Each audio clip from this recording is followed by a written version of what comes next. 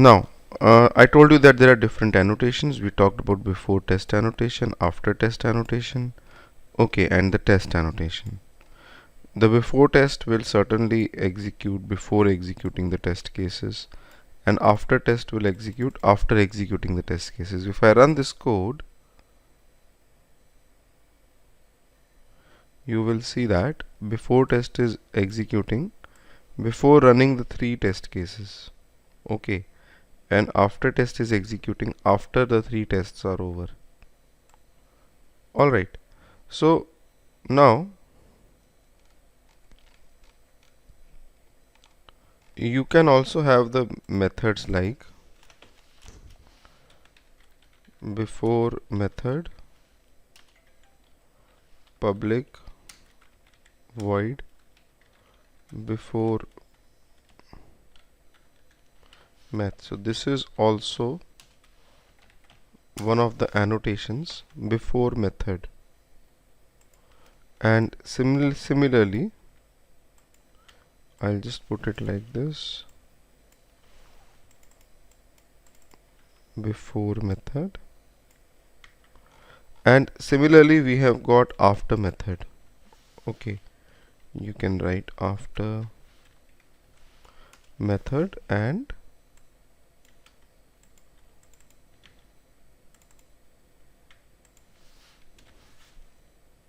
so there is a predefined order in which the execution of these annotations it occurs.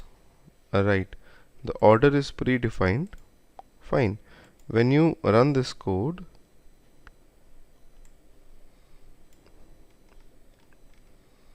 you see that in the beginning before test runs, then before every test case and after every test case, before method and after method they execute.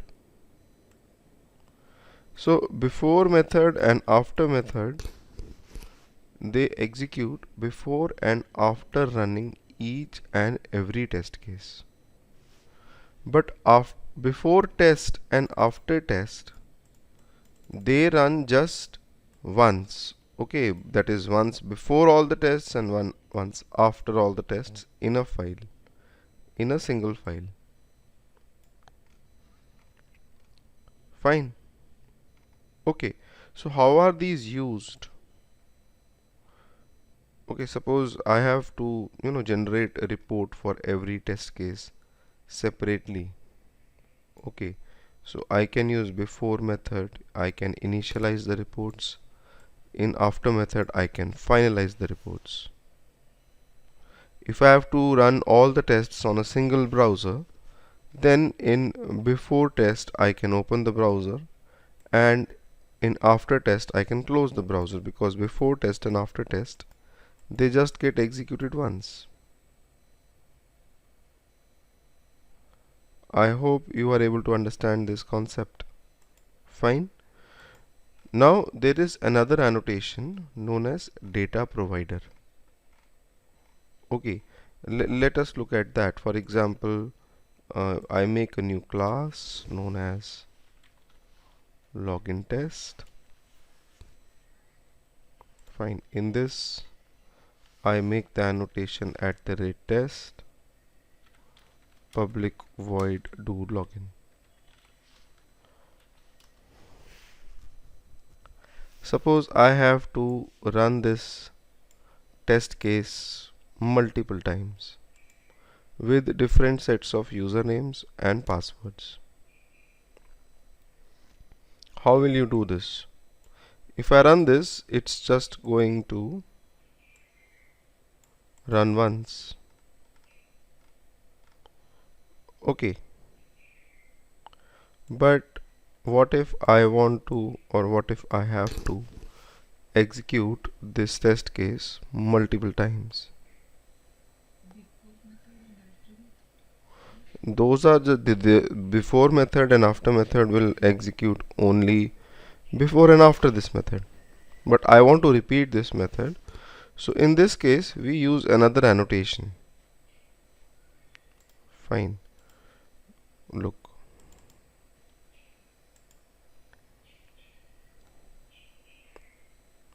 what we do is that we use a two-dimensional array. Okay, two-dimensional array we keep to store data. The two-dimensional array has got multiple rows and multiple columns out here. Okay, the number of rows are equal to number of times you want to run the test case. If I have 5 rows, I want to run the test case 5 times. The number of columns are equal to number of data sets you are having. Say I have username 1, password 1, browser 1. Okay, so this is the first data set. Alright, username 2, password 2, some other browser 2. This is the second data set. Right, and each cell has an index. It's like an Excel file. Right, so this is 0, 0, 0th row, 0th column. This is 0, 1, 0, 2, 0, 3, 0, 4. This is 0, 5. Okay, the row number increases. This will become 1, 5. So every cell has a particular address as well. So we store the data in a two-dimensional array. And how do we do that? We do that with the annotation method known as @dataProvider. Okay, this function, whatever function you write, will return you a two-dimensional object array.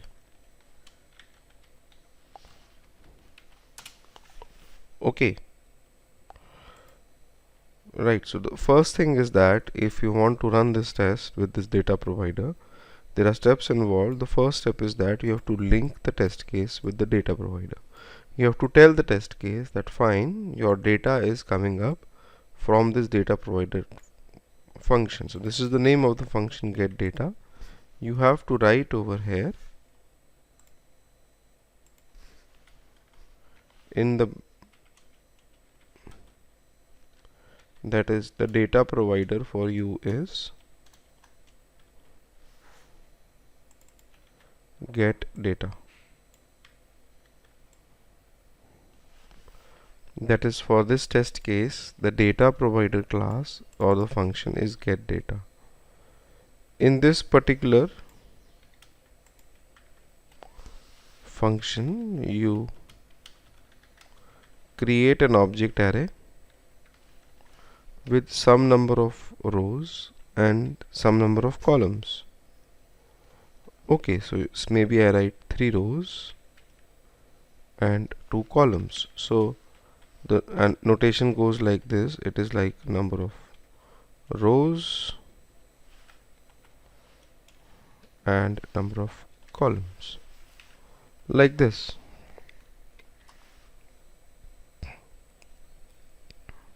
Okay, so you give the option, that is, you put the first row, that is data 0. 0 is say username 1. 0, 1 is password 1. So this is row number 1.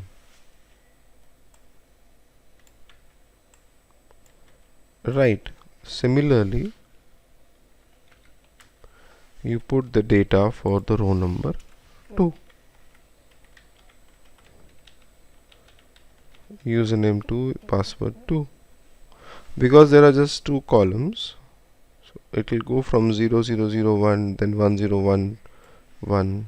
Right, so you put the data for all the rows over here. Practically, when we do it, we read this data from an Excel file or some external file, not just an Excel file. Okay, so this becomes row 1, row 2, row 3. Okay, and you return back your data. So what we do is that we make the test case, we mention it over here that the data provider for this test case is this. Then in the data provider we make a two-dimensional array in which we store the data. Right, the number of columns are equal to number of variables in the test case, and number of rows are equal to number of times you want to run the test case. Okay, and the third and the most important step is that the number of input parameters in this function should be same as number of parameters in the test case, or number of columns. If there are two columns, that means there are two parameters in the test. So over here you have to write username,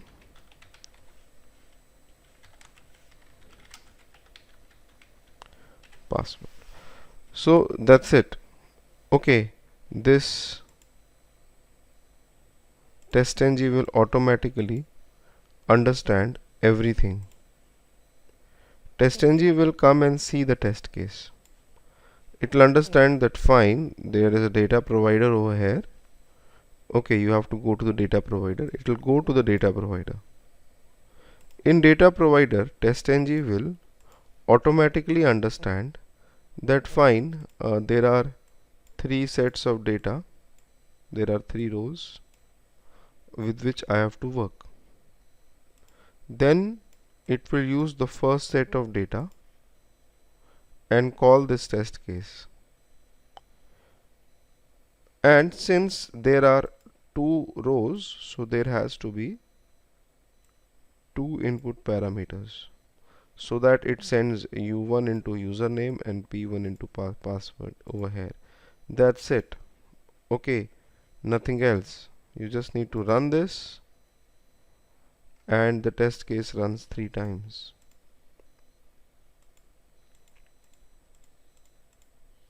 You see that? u1 p1 u2 p2 u3 p3. Okay, if you have say annotations like before method, after method, say, then these annotations will also work over here. If I run this, then before method and after method will run before and after running every iteration of the test. Suppose in the test I just write, this is the username,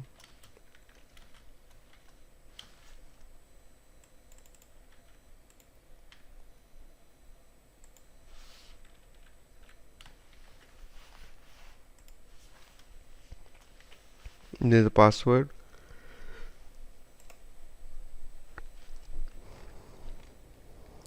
you see that u1 p1 u2 p2 u3 p3 and before method, after method.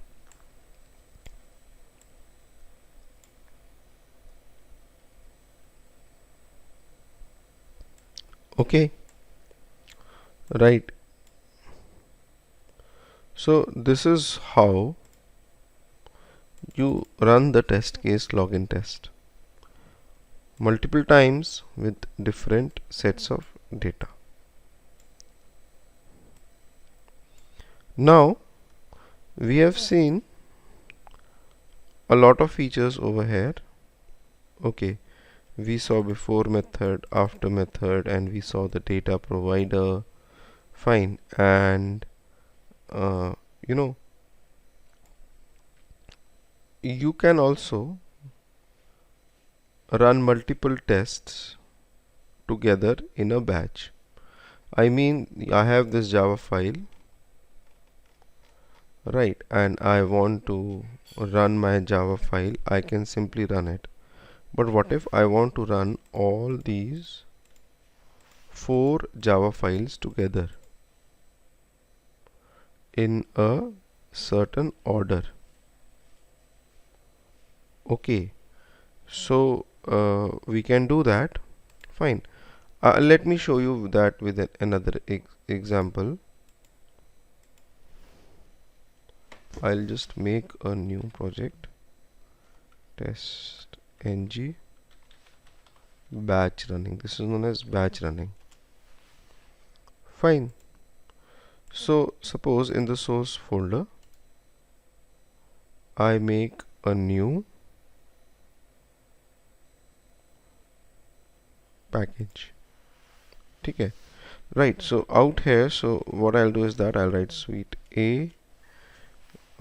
Maybe I have different test suites. Okay, test suite B. Right, and I have got say 2 test suites. In that I am just making a new class. I'm just putting some dummy classes. Right, test A,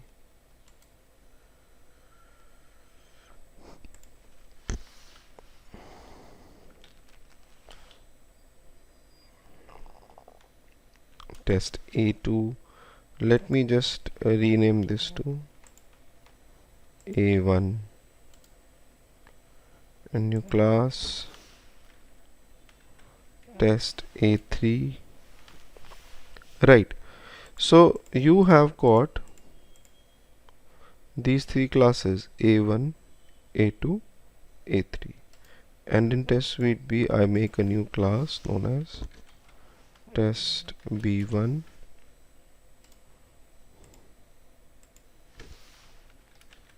B2,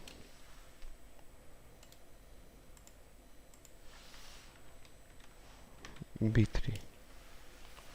Right, so in test A1, suppose I make a function @test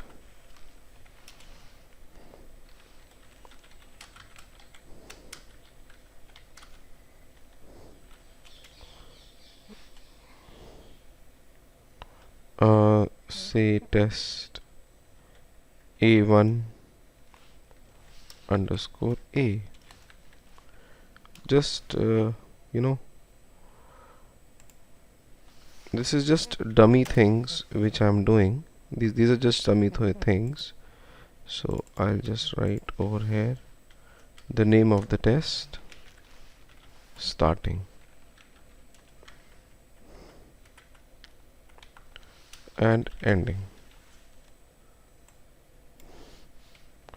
In between I'll put a delay of 10 seconds or 5 seconds.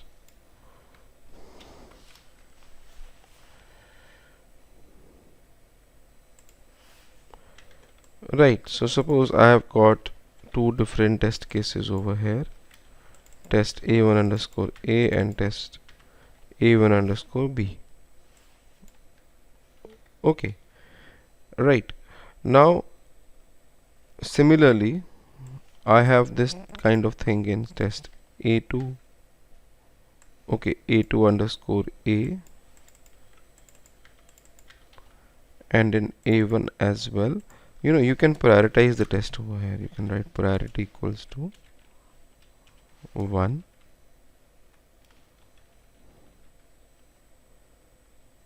priority equals to 2.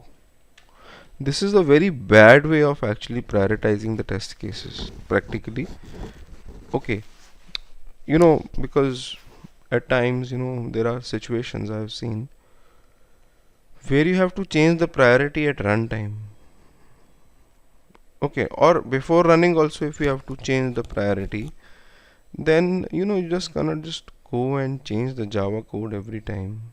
Okay, it becomes a problem, right? Anyways, I'll talk about it. Let me just write it over here like this right now. And in test A3 I can have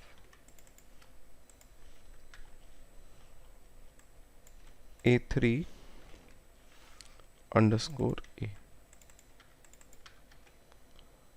Okay, suppose there are 3 test functions, A3 underscore A, A3 underscore B and C.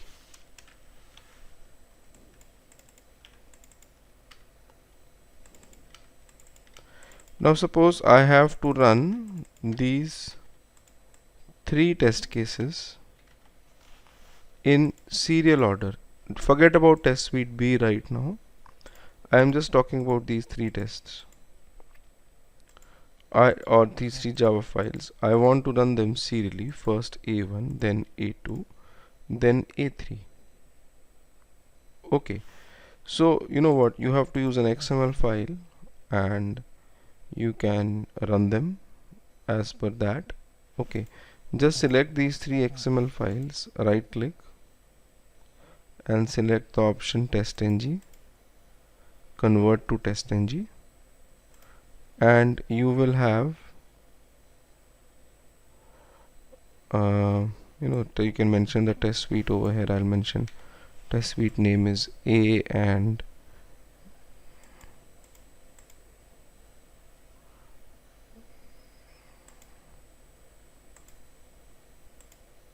okay, anyways, you just finish it off. So what will happen is that this file will be created. It's known as testng.xml. Okay, in this file I basically, it comes up that the test suite name, whatever is the name which you mentioned over here, will come. You can change it over here as well, right? And you can start this test and say that fine, these are the three classes in this particular test. Okay, but you can also make multiple tests, right? So instead of keeping all the three classes in a single test, I can make multiple tests over here. Okay, generally we don't do that. I can give every test a certain name. Fine. Every test can be given a certain name, and out here you can actually write the name of the test case: test A, test B,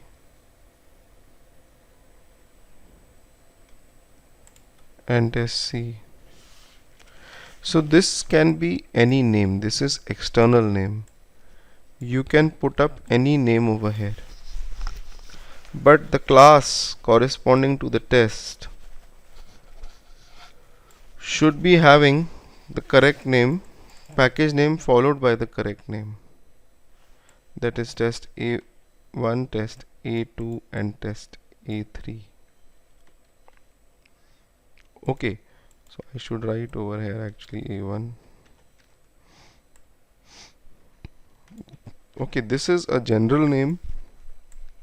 You can name this anything, but over here, this name, if you make a mistake, then you'll get an error. Okay, so if I run this, then you will see that test A1 starting, first it runs A1,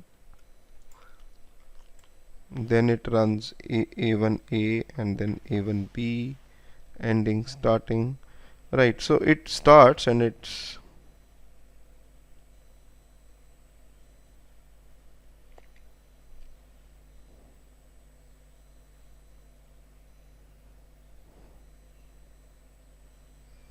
you see that it runs like this. It will run first this Java file, all the tests, and then this, and then this. However, yeah, We have a suit name suit here, right? Line number 3.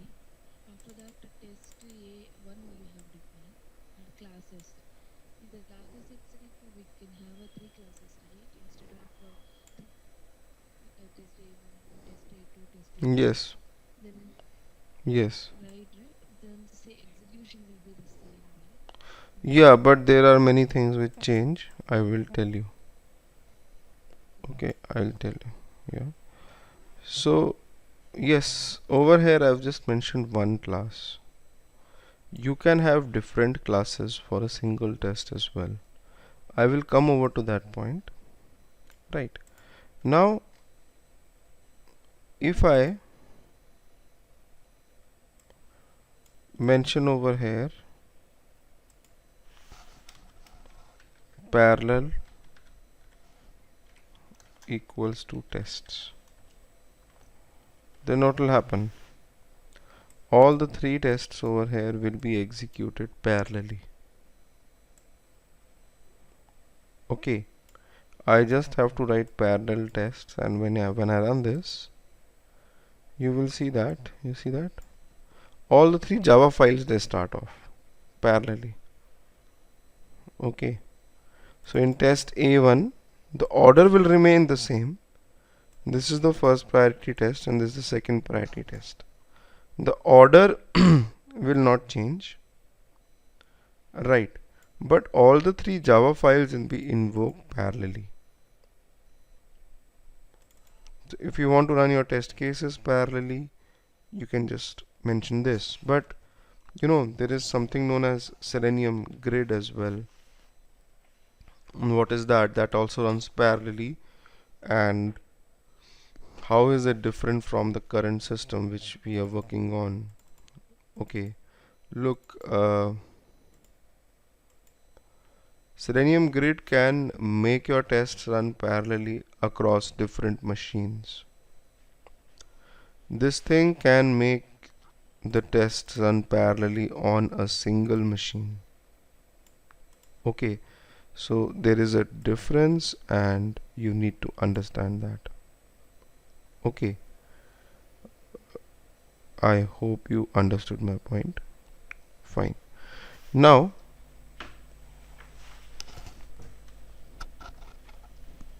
anyone with any questions?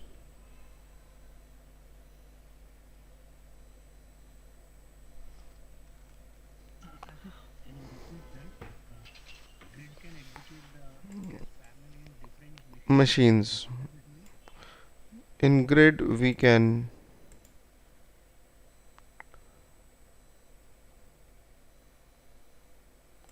have a single machine. This thing's just a minute.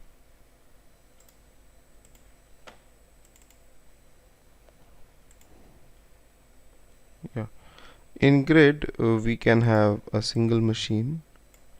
This can be connected to different machines. Okay,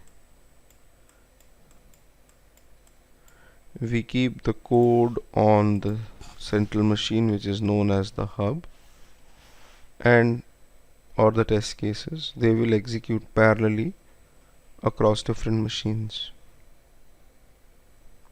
Okay, right. If I am doing this parallel equals to suite over here, then I am able to run these tests parallelly but on a single machine. Okay, I hope you understood. Yeah. Right. Got it. Yeah. So now the thing is, in test A1 I have given the priority as 1 over here, 2 as over. I don't prefer to give it like this. Okay, it's good to mention it in the XML file. Okay, I like to write over here that these are the classes, this is the class, and the class tag ends over here.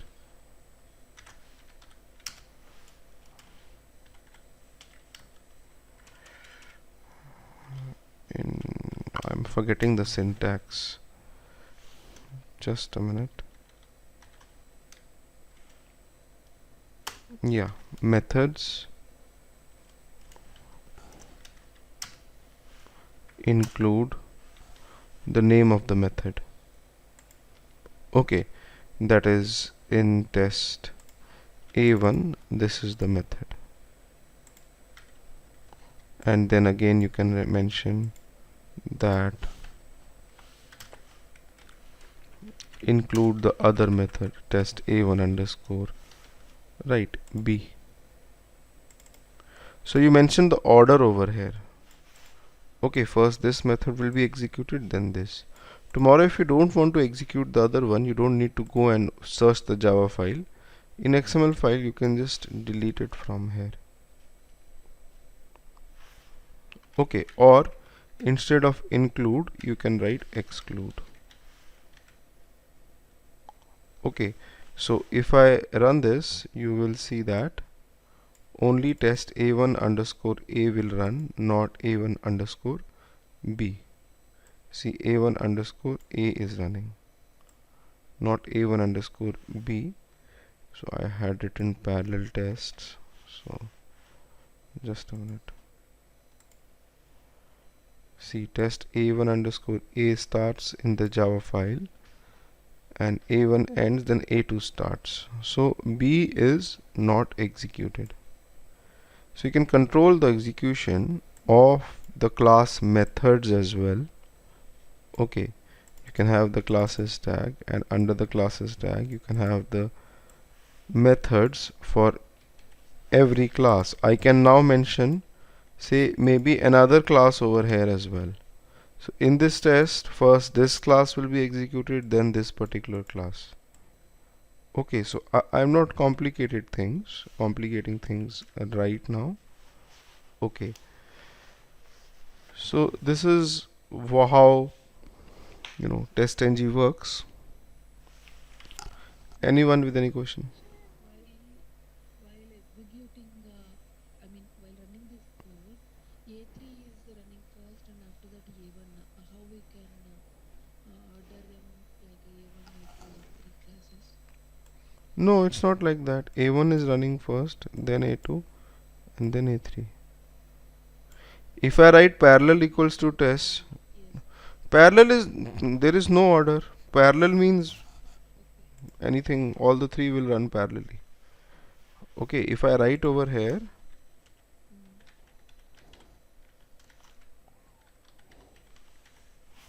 then you see all three start together. Maybe A3 started a fraction of a second before A1 and then A2.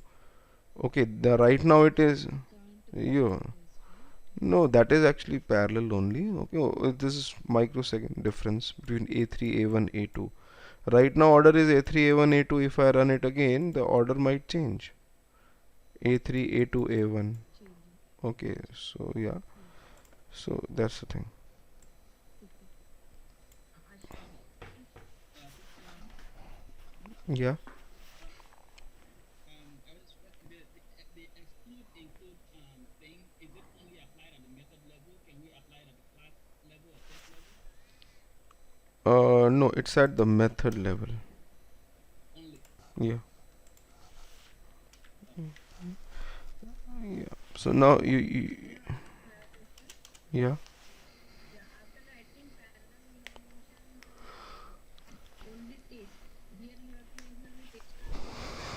You can run classes as well. You can run methods as well, but generally we keep the parallel test cases. Otherwise, it complicates the things. Okay. Like if I write parallel equals to classes, then in every test, all the classes will execute parallelly. Okay, there is just one class which I have mentioned right now. You can mention multiple classes as well. But generally, what I see is that we keep the test cases parallelly, so order to save time. Okay. Ashish, what's the exact difference between pom.xml and testng.xml? Pom.xml is a file which has got the versions of the jar files which we'll be using. So all those jars automatically get downloaded on your system. Testng jar, Selenium jar, reporting jar. In testng.xml we just have the test cases. Okay. Okay, individual projects can also use testng files. Yes. Individual projects also have individual pom.xml. In one project you will have testng.xml as well as pom.xml. In pom.xml you will mention that fine, these are the dependencies I want to work with, or these are the jar files I want to work with. In testng.xml you mention your test cases. Okay, got it. Because right now we were dealing with only three classes in this Hmm. example, but in real world, when it is number of classes, number of trees, so still we follow the same method in testng.xml. Like we need to scroll down and search every single method and classes like this. Yes, look, either you distribute your tests among different XMLs. Okay, Exactly, but we will have only one test engine. So how will we no, distribute I'll it? tell you, like for example, this is test suite A. So I'll call it as, or I'll just tell you in 5 minutes. Okay, uh, hold on, I'll rename this XML file to suite a.xml. And similarly, for these three tests, okay, hold on guys, I'll just create a new file known as suite b.xml. Okay, in test suite b also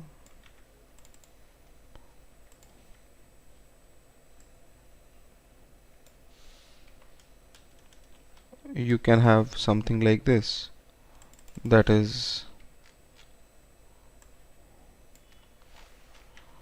this is test suite b, test name is b1, class name is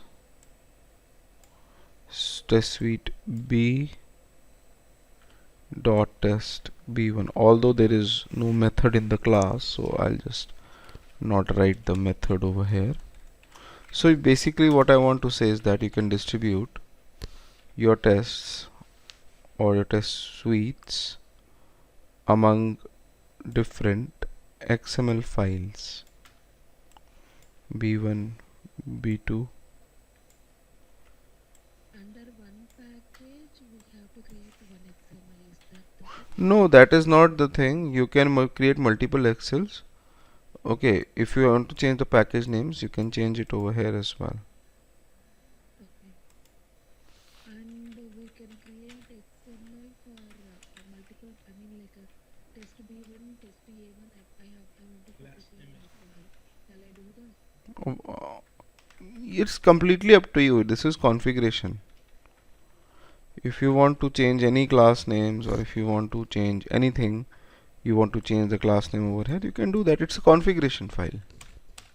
That is why we make it, right? So that we don't have to uh, go into the Java code and all to run this. Just change the configurations and run it from here. Okay. So when we make projects, then we follow this approach like making XML file for every suite. Generally, yes, we do that. Okay. Or we can also programmatically make this XML. We also do that, I will tell you. Okay. I'll tell you with a practical approach and an example that how and why we do that. Okay. Now, this is my test suite B. So if I want to run suite B, I can run it as a testng suite, and I might get an error. Yeah, so suite B is empty. Okay, I didn't write any tests. Now I can also run both the XMLs together in a batch. Okay, I'll tell you about that. That's a very simple configuration. It's not a big deal. Now the thing is, in each XML I can send some parameters in the test cases. Okay, in the test suite I can mention that some parameter can be passed. For example, parameter name, browser, value, Chrome. That means I want to run the tests on a Chrome browser.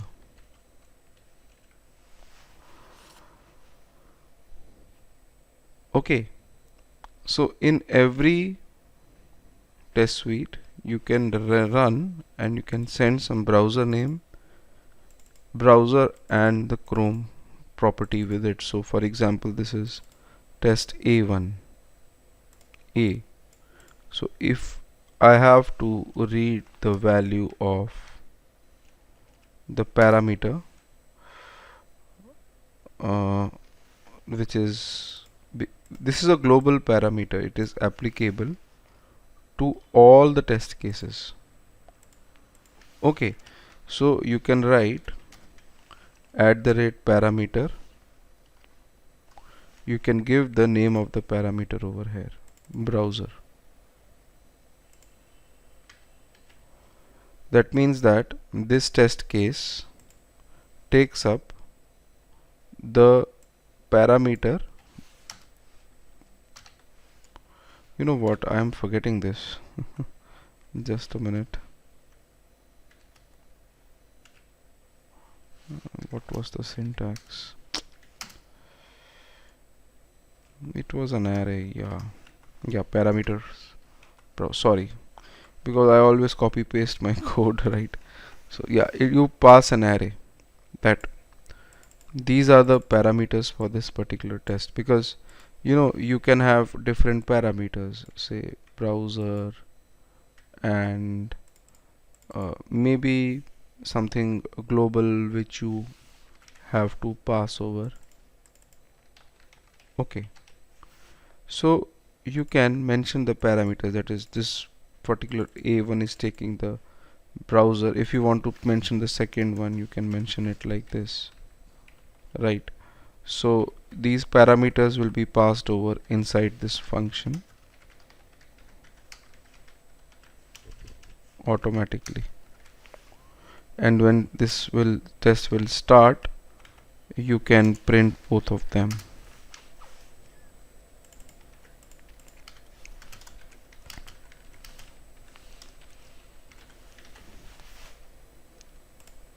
So if you run this, you cannot directly run this, you'll have to run it from the XML file. Right click, run as Testng suite. So you cannot inject @test.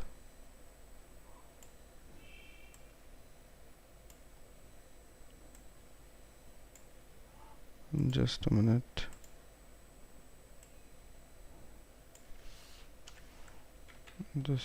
I'm actually forgetting this because I generally copy paste the code.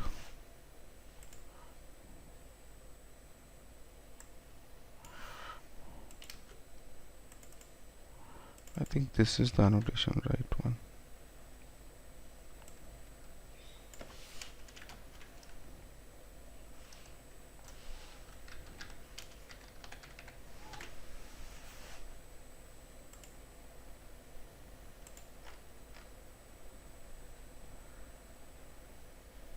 Okay, this is some other parameter. Browser is it?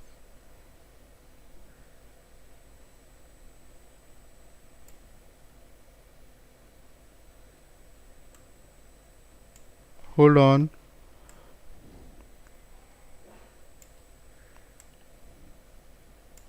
I don't want to make it optional.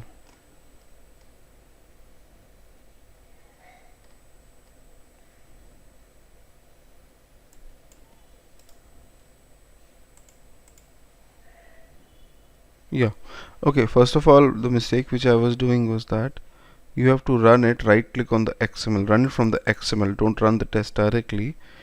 Okay, unknowingly I was doing that. Okay, because the parameter has to be passed from the XML.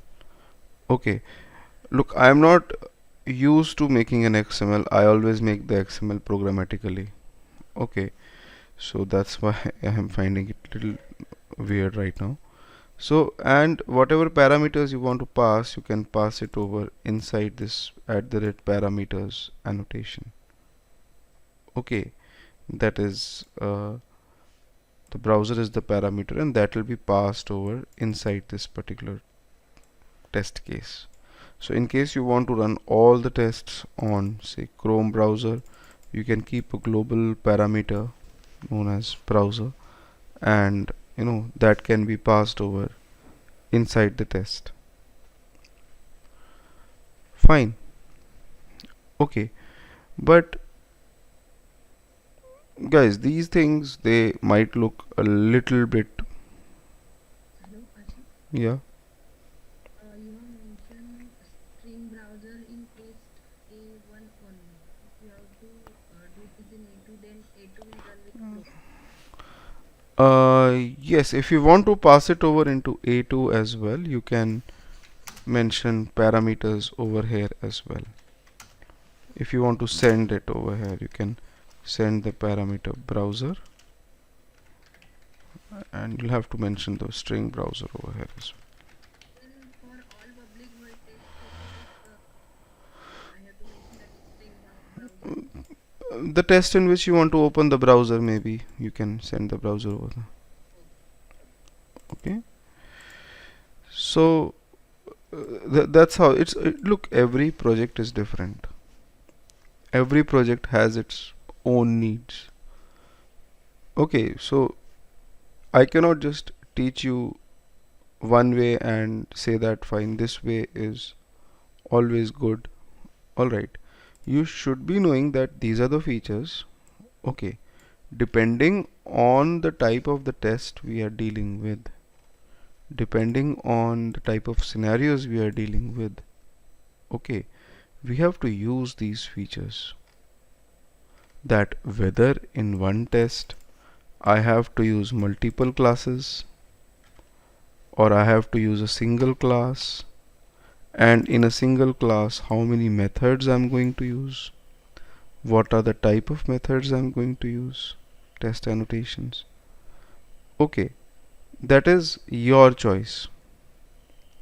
That is not something which I can teach you. That depends on the project and the requirements of the project.